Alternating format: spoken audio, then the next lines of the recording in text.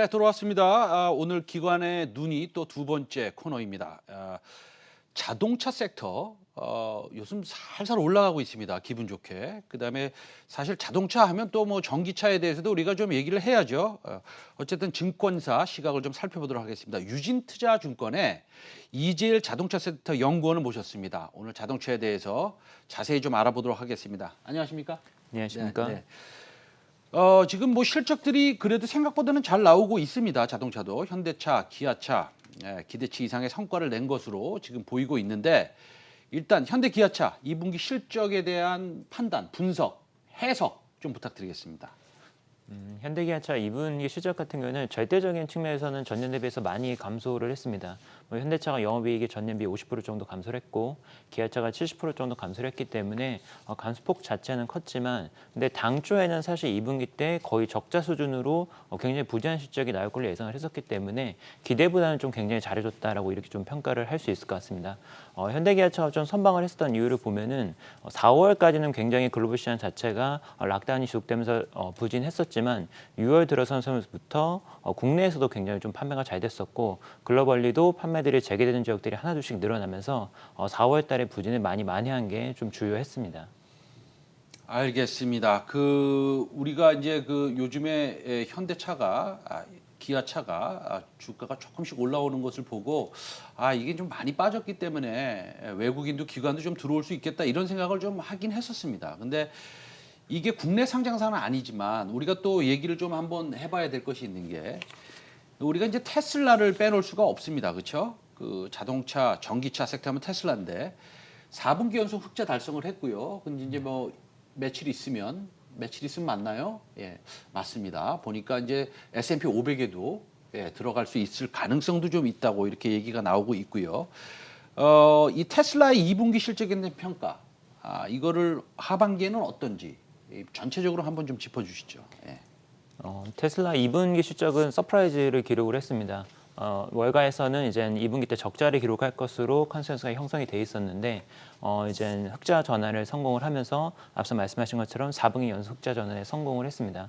S&P 지수 편입 조건을 보게 되면은 직전 4개 분기 합산 갭 기준 이익이 플러스를 나타내야 되고 가장 최근 분기가 이제 흑자를 해야 되기 때문에 지금 현재 S&P 지수에 편입될 수 있는 이익 조건을 만족을 시켰다라고 볼 수 있습니다. 그래서 조건을 만족시켰다고 해서 반드시 이제 편입이 되는 것은 아니지만 네. 테슬라가 이제 현재 미국 시장에 가지고 있는 위상 등을 감안했었을 때 충분히 이제 S&P 500 지수에 편입이 될 수 있을 것으로 좀 이렇게 판단을 하고 있고요. 그리고 2분기 실적 발표를 하면서 하반기 가이던스에 대해서도 굉장히 좀 긍정적으로 제시를 했습니다. 네. 연간 50만 대 플러스 알파 정도를 판매하겠다라고 얘기를 해서 사실 상반기에는 뭐 여러 가지 이슈들이 있었기 때문에 사실 판매 대수가 20만 대에 못 미쳤습니다. 약 18만 대 정도가 판매가 됐었는데 네. 연간 50만 대 이상 하겠다는 거는 하반기 때 32만 대 이상을 하겠다는 얘기기 때문에 네. 거의 상반기 대비 2배 정도로 이제 하반기 때 판매가 가능할 것으로 좀 이렇게 보입니다. 그래서 뭐 몇 가지 이제 논란이 있는 부분들은 이제 탄소 배출과 관련 매출액이 상반기 때 너무 많이 반영이 됐다. 테슬라 가이던스는 연간 10억 달러를 얘기하고 있는데 상반기 때 8억 달러 좀 너무 많은 게 아니냐 좀 이런 이슈들이 있기는 하지만 네네. 중장기적으로 S&P 편입 지수 이벤트 그리고 이젠 그리고 9월 15일 날 있는 배터리데이 이벤트들을 감안했었을 때 상승 추세 유지할 것으로 보고 있습니다. 이게 전기차 시장을 보면 지금 모든 투자자들이 배터리 데이에 어떤 말을 할지 좀 기대를 좀 하고 있는 것 같습니다. 그러니까 2차 전지가 요즘에는 그렇게 뭐 폭발적으로 2차 전지 관련 소재라든지 이런 종목들이 올라가고 있지는 않습니다. 그래서 조금 쉬어가는 모습은 있는데 그래도 하반기 내년까지 이제 우리가 보면은 뭐 BMW에서도 이제 출시를 한다고 했고요. 뭐 그건 좀 시간이 걸리겠습니다만 volkswagen도 지금 준비를 많이 하고 있고요. 순수 전기차에 대해서 얘기하는 겁니다. 예. 전기차는 종류가 많잖아요. 그러면 일단은 내년까지는 테슬라가 이런 리더십을 계속 가져갈 거라고 보시는 겁니까? 테슬라의 전기차 리더십은 뭐 상당 기간 좀 지속이 될 걸로 봐야 될 것 같습니다. 네. 일단 브랜드 파워 측면에서도 아무래도 전기차 시장을 개척하는데 테슬라가 굉장히 공헌한 바가 있기 때문에 브랜드 파워 측면에서도 상당히 좀 다른 메이커들을 앞도는 부분이 분명히 있고요. 그리고 이게 차량의 완성도라는 건 결국에는 그 차종에 대해서 얼마만큼 차량들을 생산하고 그리고 이제 최적화를 해왔냐가 이런 시간을 두고선 누적이 되는 부분이기 때문에 전기차를 생산 개발해온 역사에 대해서도 테슬라가 좀 우위를 가져간 부분이 분명히 있습니다. 네네. 그리고 또 테슬라를 얘기하면 좀 빼놓을 수 없는 부분이 바로 소프트웨어 경쟁력인데요. 그렇죠. 다른 사실 완성차들 같은 경우는 소프트웨어 베이스로 해서 차량을 제조한다기보다는 사실 약간 엔지니어적인 좀 측면이 강한데 네네. 테슬라는 이제 실리콘밸리에서 스타트를 한 기업이고 네네. 또 소프트웨어 엔지니어들이 굉장히 또 강력하게 좀 포진해 있기 때문에 그렇습니다. 예. 그 부분에서 또 2, 3년 정도 격차가 있다고 평가가 되고 있어서 상당 기간 동안은 테슬라 여기가 지속이 될 것이다. 좀 이렇게 볼 수 있습니다. 다만 이제 한국에 좀 예를 들자면은 이제 현대기아차를 말씀을 드려야 될 것 네네. 같은데 네. 현대기아차도 전기차 경쟁력이 굉장히 높다라고 볼 수 있습니다. 네. 현재 상반기 기준 판매 대수를 봤었을 때 글로벌 3위 정도에 지금 랭크가 네. 돼 있고요. 그리고 글로벌 이젠 기관들에서 전기차의 성능, 뭐 배터리 효율성이나 아니면 항속 주행 거리 이런 것들을 평가를 했었을 때 테슬라 다음으로 이제 랭크가 돼 있는 게 뭐 현대차의 코나 EV나 뭐 니로 EV 이런 차종들이기 때문에 실질적인 전기차의 어떤 성능 측면에서도 굉장히 좀 뛰어나다고 볼 수 있기 때문에 네.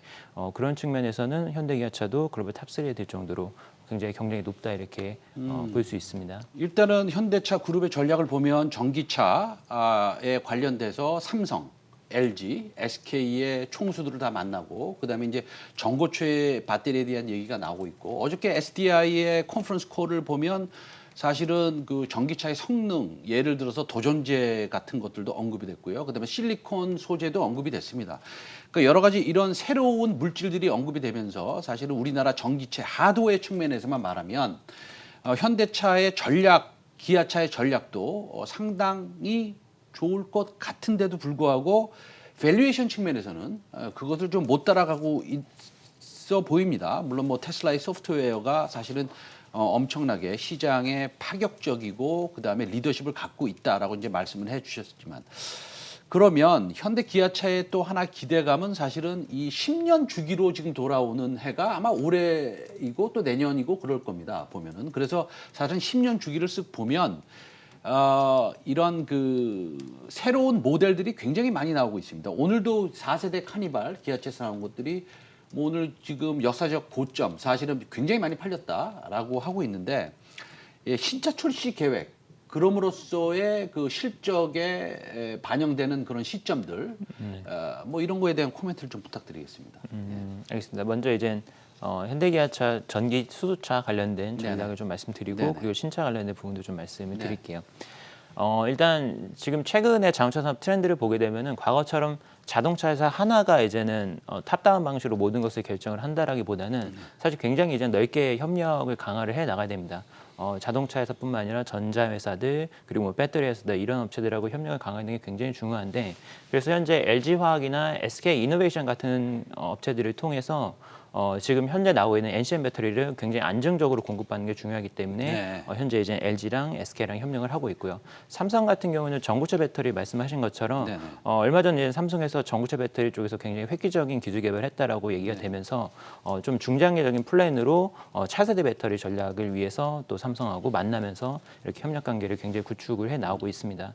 그리고 현대기아차 그룹에서 내년도가 이제 굉장히 중요한 해가 될 것 같은데 EGMP 기반의 신차들이 내년부터 이제 본격적으로 나오기 네. 시작을 합니다. 내년 2월 달에 현대차 N이라고 하는 전기차가 먼저 출시가 되고요. 네. 그리고 하반기에 기아차, 제네시스 이런 식으로 순차적으로 출시가 되는데 네. 사실 이제 전용 플랫폼을 한다라는 거는 기존에는 이제 사실은 전기차를 내연기관차의 파생 모델로 해서 좀 만드는 성향이 있었기 때문에 최적화가 좀 덜 됐습니다. 네네. 근데 이런 것들을 전기차 단독으로 이제 플랫폼 개발을 함으로써 각각의 부품 하나하나를 다 최적화를 하고 네. 그리고 대량 생산할 수 있는 시스템을 만들면서 이제 코스트 어드밴티지를 가득했다라는 부분이거든요. 네네. 그래서 요거를 이제 서포트하는 거는 또 현대모비스가 네. 또 이제 충실하게 또 서포트를 해주고 네. 있습니다. 그래서 내년부터 이제 현대기아차의 전기차 전략이 좀 획기적으로 변화를 하는 네네. 좀 이런 현상이 나타날 걸로 보고 있고요. 신차 사이클을 좀 말씀드리면은 네. 올해 하반기 기대 신차는 현대차는 이제 신형 투싼이 될 네. 거고요. 그리고 기아차 같은 경우에는 카니발 네. 그리고 그 이후에 나올 이제 스포티지는 아마 올해 연말 내지는 뭐 하반기 끄트머리에 좀 나올 것 같습니다. 네네. 그리고 제네시스의 GB70, 요 차종들이 이제 올해 아주 기대 신차라고 볼 수 있습니다. 현재 글로벌 자동차 시장 동향을 보게 되면은 글로벌 전체적으로는 지금 판매가 굉장히 좀 감소폭이 큰 상황인데 이례적으로 내수 시장은 굉장히 좀 활발하게 판매가 증가를 하고 있습니다. 상반 기준으로 주요 시장에서 유일하게 이제 판매가 증가한 게 내수 시장이고요. 지금 이번에 카니발도 신차가 나왔는데 굉장히 또 뜨거운 반응이 나오면서 네. 뭐 사상 최대 첫날 판매 실적 또 네네. 이런 모습들이 나타나고 있습니다. 굉장히 좀 이례적으로 내수 시장이 굉장히 좋다. 그래서 내수에서 나오는 신차들 모두 다 올해는 또 기대가 많이 되고 있는 상황입니다. 네, 마지막으로 제가 질문 드리고 싶은 게 항상 궁금했던 거예요. 그 현대차의 그 수소차 전략 내지는 수소차 기술이라고 말씀드리겠습니다. 이게 뭐 도요타랑 거의 버금가는 세계 1위의 기술이고, 그다음에 전기차에 내년부터 이제 전용 플랫폼을 통해서 뭐 여러 전기차가 나올 텐데 그거는 우리가 뭐 아직 모릅니다. 잘 팔릴지 못 팔릴지는. 그러나 어느 정도 충분한 전기차에 대한 기술도 가지고 있다라고 보고 있고, 게다가 우리가 배터리를 수급받는 곳이 전부 대한민국 아니겠습니까? 대한민국 전 세계 전기차 배터리에 대한 기술을 탑 티어라고 보는데, 그렇다고 본다면 이렇게 안정적인 저 배터리의 수급, 그다음에 기술적인 측면에서 수소차의 기술, 그다음에 전기차도 뭐 우리가 그렇게 뒤지지 않는다, 소프트웨어는 빼면라고 봤을 때 현대차가 리레이팅 될 수 있는 여지는 없습니까? 다시 말씀드리면 테슬라는 퍼가 100배 이상으로 거래가 되는데 현대차는 퍼가 예를 들어서 내년 기준으로 해서 뭐 예를 들자면 한 10배 정도 된다면 이게 뭐 20배, 30배 될 여지는 없는 겁니까? 가능합니다. 근데 거기에서 이제 전제 조건으로 이제 말씀을 드려야 되는 부분이 네. 이 부분인 것 같아요. 예를 들어서 테슬라 같은 경우에는 첫 번째는 일단 기존에 가지고 있는 대부분의 유형차들이 전기차를 생산하는 데 포커스가 맞춰져 있습니다. 100%다 이제 전기차를 생산하는 부분이 있고요. 그리고 앞서 말씀드린 것처럼 소프트웨어 쪽으로 압도적인 경쟁력을 가지고 있기 때문에 무형자산 측면에서 다른 완성차 대비해서 좀 압도적으로 경쟁력을 가져가는 부분이 있습니다. 근데 현재 현대기아차의 자산 구성을 보게 되면은 아무래도 전체 한 70에서 80% 정도는 내연기관차 쪽에 투자가 돼 있을 것이고 아마 한 20에서 뭐 30% 정도는 이제 수소차 및 전기차 쪽으로 이제 투자가 돼 있을 걸로 예상이 됩니다. 저희가 이제는 앞으로 점점 더 이제 탄소 배출량 규제가 강화됨으로써 결국에는 이제 내연기관차가 시장에서 퇴출될 것으로 예상을 하고 있기 때문에 저희가 이제 자산군을 이제 좀 분류를 해서 보는 것이죠. 현재 현대기아차가 많이 가지고 있는 7, 80%의 자산은 이제 앞으로 시간이 지나면 지날수록 점점 더 상각이 될 수밖에 없는 자산인 것이고 이 자산군은 앞으로도 계속해서 밸류를 창출할 수 있는 자산군이기 때문에 그 부분을 좀 이제 나눠서 본다라고 볼 수 있고요. 그래서 앞으로 이제 내년도에 나오는 EGMP 신차가 굉장히 좀 성공적인 모습을 보여주고 그리고 이쪽 자산의 비중이 늘어나면 늘어날수록 밸류에이션은 동시에 이제 증가하는 국면이 될 것이다. 좀 이렇게 봐야 될 것 같습니다. 네, 그러면 간단하게 대형주 중에서는 자동차 섹터에서 어떤 거를 좋아하시고, 네. 그다음에 중소형주 중에서는 네. 이거는 꼭 살만하다라는 거 간단하게 부탁드리겠습니다. 일단 대형주 쪽에서는 이제 현대차랑 현대모비스를 추천해 드립니다. 뭐 현대차 같은 경우에는 뭐 앞서 말씀드린 것처럼 전기차, 수소차 쪽에서 굉장히 좀 글로벌 탑 수준의 경쟁력을 가지고 있고 뭐 내년부터 나오는 EGMP 신차 굉장히 중요한 역할을 해줄 것으로 기대를 하기 때문에 좋게 보는 측면이 있고요. 그리고 또 사실은 이제 글로벌 전체 자동차 시장이 양적으로는 별로 성장을 안 합니다. 이제 질적으로 성장을 해야 되는데 이 질적으로 성장하기 위해서는 고급차 브랜드가 꼭 필요할 수밖에 없고 또 현대기아차 중에서 현대차가 이제 제네시스를 잔도로 보유를 하고 있기 때문에 그 부분을 좀 긍정적으로 보고 있고요. 현대모비스는 이제 현대기아차가 전기차 쪽에서 코스트 어드밴티지를 가져가면서 EGMP를 성전 안착시키기 위해서 현대모비스의 서포트가 필요하기 때문에 그런 부분에서 또 네네. 모비스 추천드립니다. 네네. 중소형주는 없어요? 중소형주 쪽에서 보면은 네. 수소차 관련 회사 좀 사면 됩니까? 수소차 밸류체인 쪽을 많이 좋게 보고 있습니다. 알겠습니다. 수소차 밸류 체인들 좀 집중해 주시기 바랍니다. 오늘 이재일 유진투자증권 연구원 오늘 말씀 감사합니다.